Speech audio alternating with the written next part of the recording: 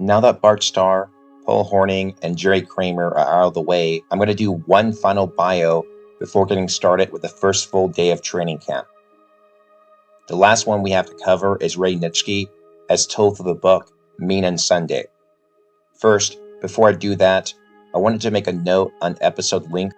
My primary goal in this documentary is to get as many first-person accounts as I can, which is why if a player never wrote an autobiography or he never did any extensive interviews, he will not be highlighted with his own individual episode, as I wish for each one to be as accurate as possible, and I tend not to want to spend excessive time on third-party accounts from people who didn't actually know them. While this approach can give you a lot of good information, the quality and length of this information depends on how prolific a writer and speaker each person was.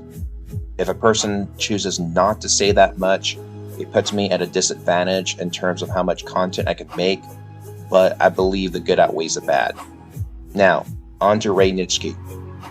Nitschke was born in Elmwood Park, a suburb of Chicago, Illinois, on December 29, 1936. His father, Robert, had a job with the Chicago Surface Lines, which was a system of straightway railway cars. Unfortunately, in 1940, when coming home from a meeting, Robert's car collided with a trolley and he was killed. This left Nitschke and his older brothers, Richard and Bobby, to be raised by their mother, Anna. They never had a home of their own. Instead, they lived upstairs in a duplex, with the downstairs being shared with other people. It was around this time that his grandmother moved in to help out, as his mother got a job in the family restaurant, and they needed someone to help watch them. The restaurant in question was ran by Uncle Pete, and was aptly called Pete's Place. It featured regulars from all over the neighborhood, and according to Nitschke, it even included a card game in the back. When he was old enough, he'd help his mother there by doing odd jobs like peeling potatoes.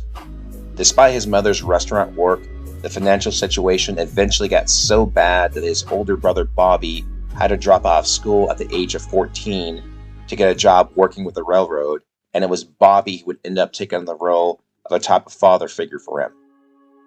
Nitschke was always playing sports with older kids, whether it be basketball, football, baseball, or hockey.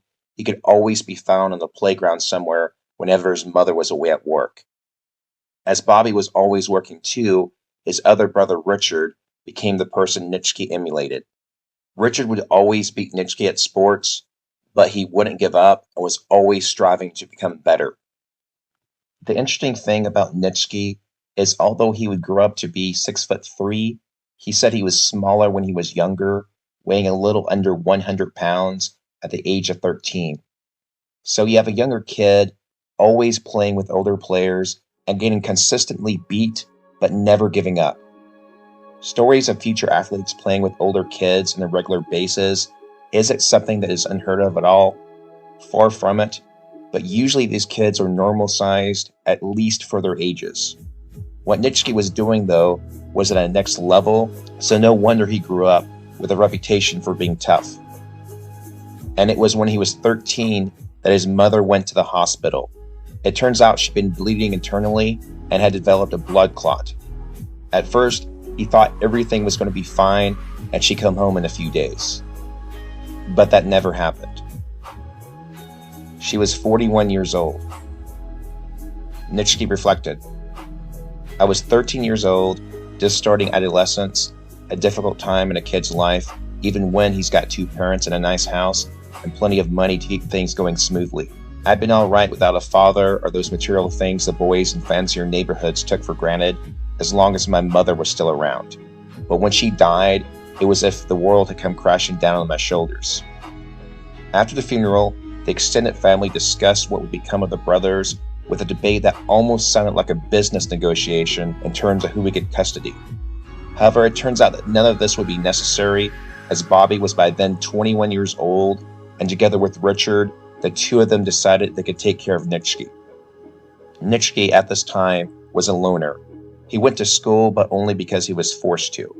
When Bobby would get home from work, often Nitschke wasn't there, so he'd go to their aunt's house. If he still couldn't be located, Nitschke could be found in the park either playing football or basketball by himself. At this time, he claimed he didn't need any friends. Even though this wasn't true, he kept up a tough exterior. He and his brothers didn't have a car, so he never traveled far outside the city. A big trip to him meant anything more than 10 miles away. He never got a chance to camp or hunt or fish. One time, he tried to remedy this by joining the Boy Scouts, and in that first and only meeting, he got into a fight and was kicked out.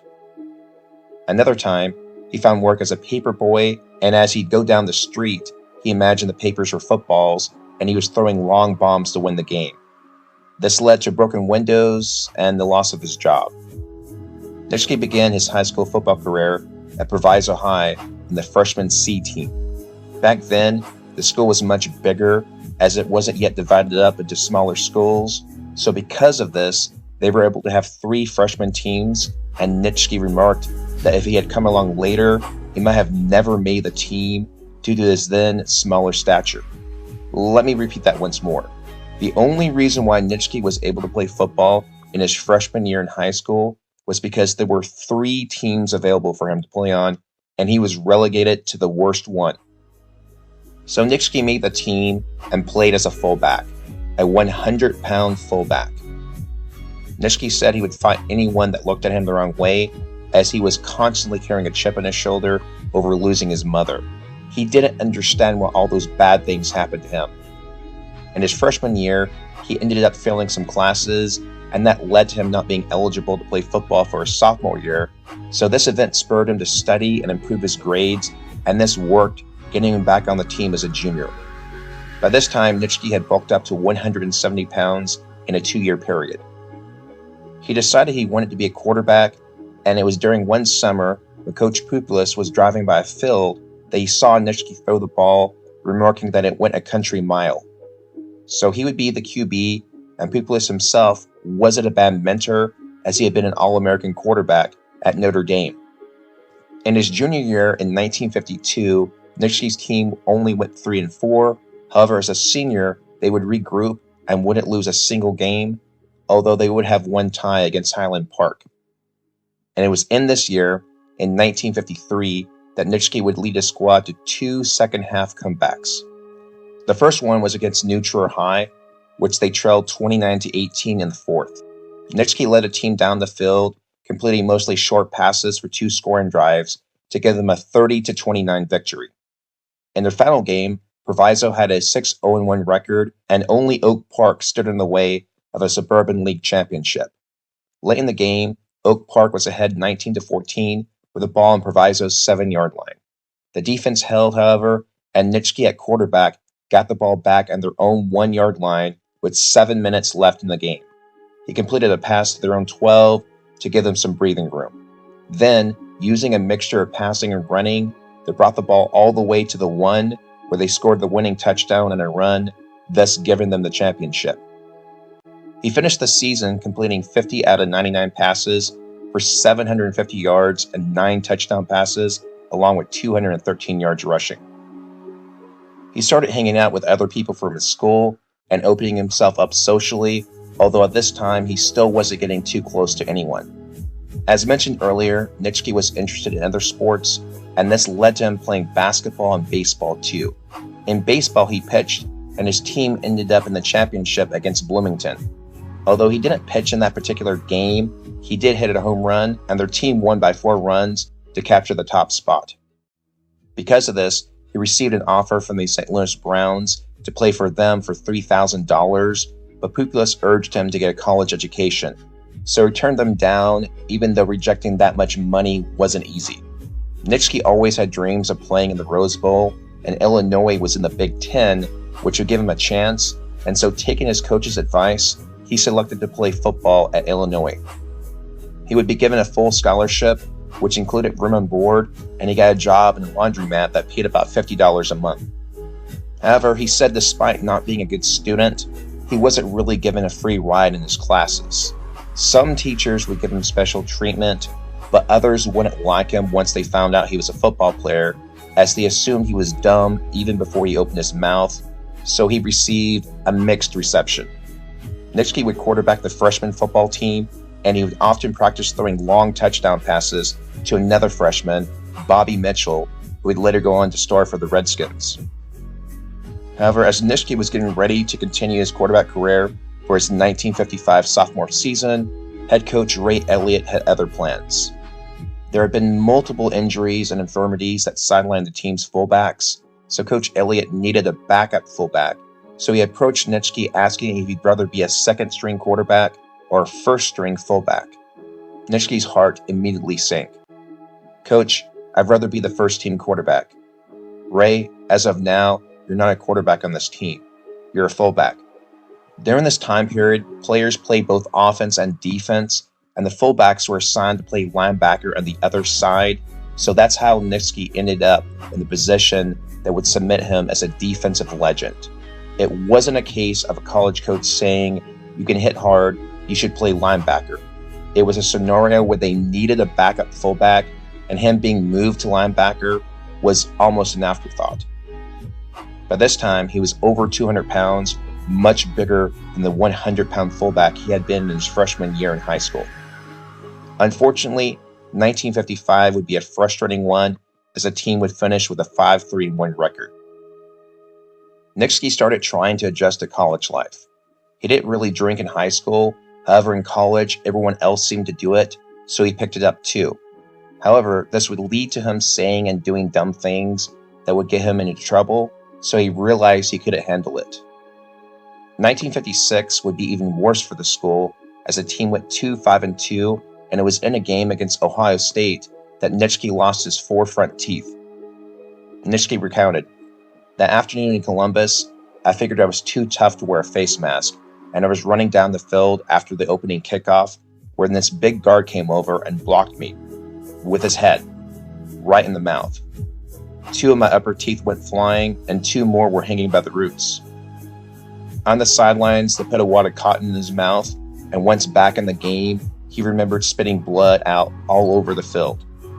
Even though he played 60 minutes, it wasn't his best game, and to add insult to injury, his team lost. As an aside, mouthpieces wouldn't be introduced to football until the early 1960s. As a senior in 1957, he had grown to 6'3" and weighed in at about 225 pounds, and he built up a reputation for being a hard hitter as he led his team in tackles. He would also have some success in rushing, as he would compile 386 yards with a 6.2-yard average. At least that's what Nitschke claims. However, the College Football Reference website lists him as having 514 yards rushing and actually a 6.5-yard average, so perhaps Nitschke was only counting stats for games within the Big Ten. Now the only thing left to do was to wait for the NFL draft. He had hoped he would be selected by the Bears, as being from the area he was a fan, but as the picks came and went into the 3rd round, Chicago still hadn't selected him. Nitschke remembers, "In the 3rd round, I was drafted, but it wasn't by the Bears. Green Bay, I knew about the Packers because they played Chicago, and I knew there was a little town up north somewhere that had a football team, but when I got the word that I was a 27th college senior picked in the draft, and that I'd been chosen by the Packers, I had to get out a map to find out where Green Bay was." Blackburn, the then Packers coach, had seen Nitschke after the North-South game and offered him a contract that wasn't that much, so Nitschke felt a little insulted at the move, so he refused to sign it right away, as the Toronto Argonauts had also drafted him, and he was thinking of going to Canada. So Nitschke called up Jack Vannese to let him know about the trip. "I'm flying to Toronto. Hold everything, Ray. I'll be right down there. I'll meet you in Chicago and we'll have supper together and talk things over." So they had dinner, and it was Vannese who talked Nitschke into passing on Toronto, as Nitschke appreciated the fact that he took the time to come to him, which showed maybe Green Bay did appreciate him after all. Their offer wasn't much bigger than the original Blackburn one, but Vannese gave him $500 just for signing. So, in 1958, Ray Nitschke was now a Green Bay Packer. Despite his college team not doing well, Nitschke's play got the attention of Cleveland Brown great Otto Graham, who picked him for the college All-Star game. This group included other players he would soon get to be very well acquainted with, such as Jim Taylor, Alex Karras, Jerry Kramer, and Dan Curry. The team played the defending 1957 NFL champion Detroit Lions, and Nitschke's team beat them 35-19. In regards to his new NFL salary, he knew $7,000 a year wasn't that much, but it was more than the teachers were making who he didn't get along with. Before Nitschke left Illinois, he bought himself a 4-year-old Pontiac, and he stopped by the Hurge house, which is a family that helped him when he was down in his luck as a kid. He gave their son $200 and told them to buy everyone there some new clothes as a way of paying them back for all their kindness. Nitschke then got back in the Pontiac and headed on his way to Green Bay. By the time he got to training camp, Coach Blackburn had already been fired and Ray Scooter McLean was running things.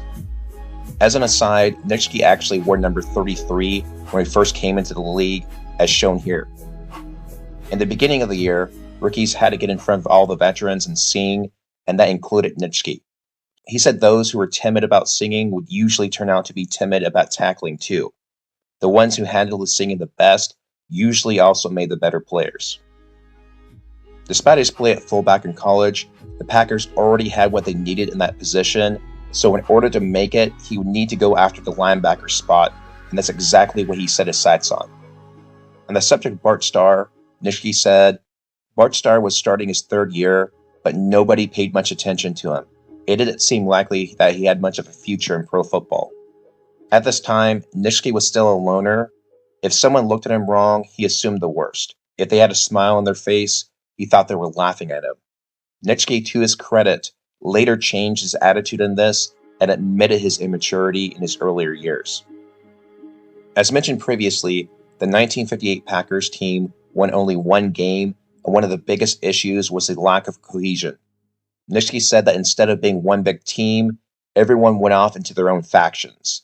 There was a Texas faction, a veterans faction, and various others consisting of 4 or 5 guys here or 4 or 5 guys there. And then there was Nitschke, the loner. Nobody was taking the initiative to bring them together. In spite of this, he was actually having a really good rookie year. His main reason for success, in addition to hustle and never giving up, came down to 2 things. He was willing to learn from others, and he followed his assignments to the letter.